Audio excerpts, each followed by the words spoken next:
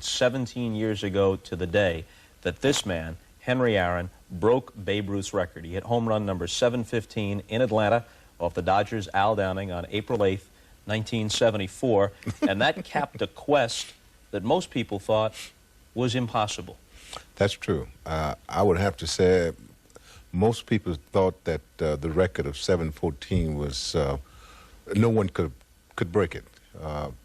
But you know, Bob, after breaking the record, I thought all along that I had a chance to probably hit even more home runs, you know, and I ended up, of course, with 755. There's a passage in your autobiography about your father in the late 1920s climbing a tree outside a ballpark in Mobile, Alabama, to see Babe Ruth hit in an exhibition game. Did your dad ever tell you about Ruth?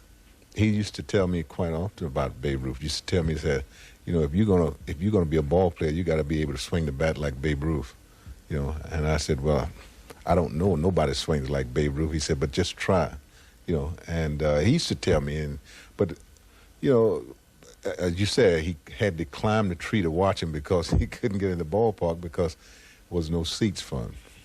Blacks not allowed in the park. Right, right.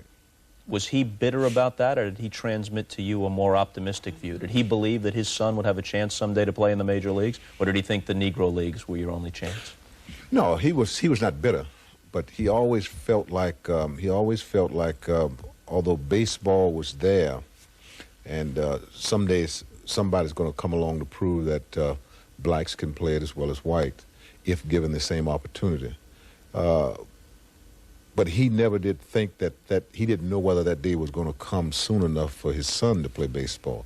And of course, along came Jackie Robinson in '47, and broke into Major League Baseball and gave me and along with other black kids a ray of hope to play Major League Baseball. But to finish up on Babe Ruth, as you passed his record, his widow was still living. Mm-hmm. And you had a chance to meet her. What was her reaction to her husband's record, which seemed unassailable? Right. She was kind all through the whole thing, Bob, really. Even before I met her, I had received letters from her and had talked with some people who had been around her.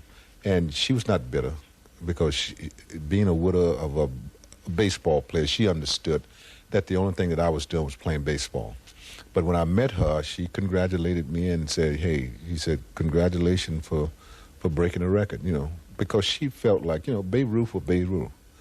And I'm not taking anything away from him, and I'm certainly not going to sit here and tell you or tell anybody else that I was as great a ball player as Babe Ruth.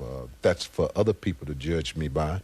I'm not going to sit here and say I was greater than anybody. That's for other people to judge me by. And I think only time and history would put me in my proper place, rather than me sitting here trying to tell people what I was.